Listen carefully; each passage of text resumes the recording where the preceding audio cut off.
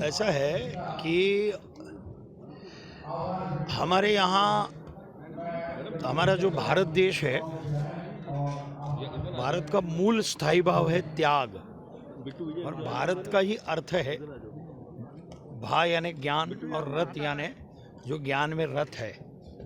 तो मूल स्थायी भाव है त्याग।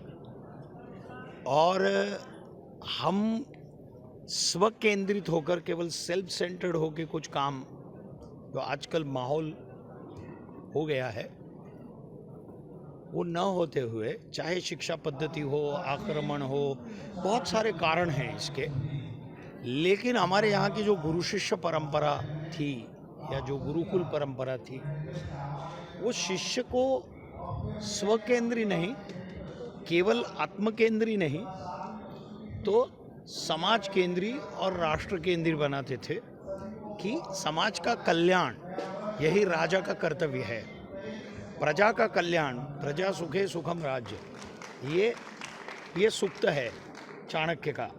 और इसीलिए ये पूरे नाटक में यदि आप देखेंगे, या चाणक्य ने जिस प्रकार से चंद्रगुप्त को सम्राट चंद्रगुप्त किस प्रकार से इस भारतवर्ष में एक छत्र शासन प्रस्थापित किया, मौर्य साम्राज्य की नींव रखी, और मौर्य साम्राज्य कितना बड़ा था कि पर की आक्रमण भी रोक कर रखा। और राजा कैसा होना चाहिए, प्रजा लक्षी होना चाहिए, और प्रजा का कल्याण ही उसका कल्याण है। तो सत्ता केवल हथियाने की नहीं सीख देता, सत्ता ये प्रजा के लिए है, प्रजा के सुख के लिए है, और प्रजा का सुख की एक संवाद है इस नाटक में कि केवल स्वयं का सुख नहीं, कि सामान्य प्रजा का हित, उनको मृत्यु में सुख नहीं है, सुख संपन्नता, संपन्न जीवन किस प्रकार से जिए इसमें उनकी रुचि, उनकी मृत्यु में रुचि नहीं है। लेकिन ऐसा नहीं, मैं आपको बताता हूँ कि उन्होंने सत्ता हथियाने के लिए सीख नहीं दी, सत्ता रखकर प्रजालक्षी होना ये राजा का कर्तव्य है, ये पूरे नाटक में। और आज भी वो सांप्रत है, लेकिन आज भी उतना ही सांप्रत है। आज भी हम देखते हैं, हम अटल जी की 101वीं जयंती मनाते हैं, तो जिस प्रकार से अटल जी का जो नेतृत्व था, और आज मतलब अटल जी ने जो बीज बोया था वो आज वटवृक्ष हुआ है, ये हम देख रहे हैं। तो चाणक्य कल भी सांप्रत थे, आज भी सांप्रत हैं, और आने वाले कल भी सांप्रत होंगे। सवाल आपसे जानना चाह रहा हूँ, जिस तरह से पूरे संदेश दिया गया, आप बता भी रहे हैं कि सत्ता हथियार नहीं कर, लेकिन देश में तो हो ही रहा है ना ये। देखिए, आप मुझे अगर राजनीतिक सवाल पूछेंगे, हाँ, आपको जो समझना है आप समझ लीजिए। मैं एक ही सवाल करूँगा कि सत्ता यहाँ भी ऐसा हुआ है कि प्रजा का, एक व्यक्ति का लक्ष्य नहीं, व्यक्ति के सुख के लिए नहीं, प्रजा के सुख के लिए कुछ भी। समझ में आया? समझ में। एक सवाल मैं ये जानना चाह रहा हूँ मनोज जी, प्रजा के सुख किसमें है वो महत्व का है, व्यक्ति के लिए या वंश कि वो करने के लिए सत्ता नहीं है। लेकिन एक सवाल ये है कि जिस तरह से जाति की घटना को लेकर भैया आप क्यों मुझे राजनीति, मैं चाणक्य नाटक करने आया। मेरा सवाल है कि जाति, आप राजनीतिक सवाल पूछेंगे तो मैं नाटक, आप ये सबसे पहले तो मैं विधानसभा अध्यक्ष माननीय नरेंद्र तोमर जी का बहुत ही आभार व्यक्त करता हूं, प्रकट करता हूं कि उन्होंने ये प्लेटफॉर्म दिया अटल जी की 101वीं जयंती पर, जो कल कार्यक्रम था, और उसी के उपलक्ष्य में आज कार्यक्रम है। वो देवेंद्र तोमर जी, वो भी हमारे मित्र हैं, उनके छोटे भाई वो भी हमारे मित्र हैं, तो उसके ज़रिए कार्यक्रम का आयोजन, उनके ज़रिए कार्यक्रम का आयोजन हुआ।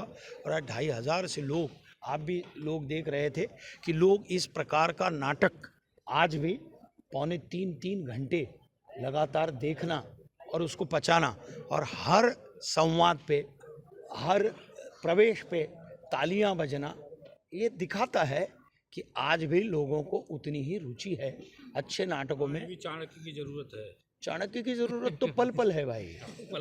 हाँ, आगे अपनाया जाएगा। चलिए सवाल तो चाणक्य ने एक ही बात समझाई है कि राजा का काम सुख भोगना नहीं है, राजा का काम है कि प्रजा सुखी रहे और उस दिशा में राजा को काम करना चाहिए। और चाणक्य मंचन में आज आपने देखा कई सारे पहलुओं पर उन्होंने अलग अलग प्रकाश डाला, और जो मेन प्रकाश रहा वो ये रहा कि शाम दाम दंड भेद जो चाणक्य नीति है, और चाणक्य नीति के हिसाब से जो चलता है वो निश्चित तौर पर सफलता को प्राप्त करता है। आपको प्रेरणा मिली है कि नहीं चाणक्य से? निश्चित तौर पर प्रेरणा तो है, तभी हमने इस कार्यक्रम का आयोजन किया और दिखाए हुए मार्ग पर और जनमानस के लिए भलाई के लिए काम करते हैं। और ये जो कार्यक्रम भी है, ये कार्यक्रम भी निश्चित तौर पर जनमानस के लिए है कि जनमानस प्रेरणा ले और सदमार्ग पर चले।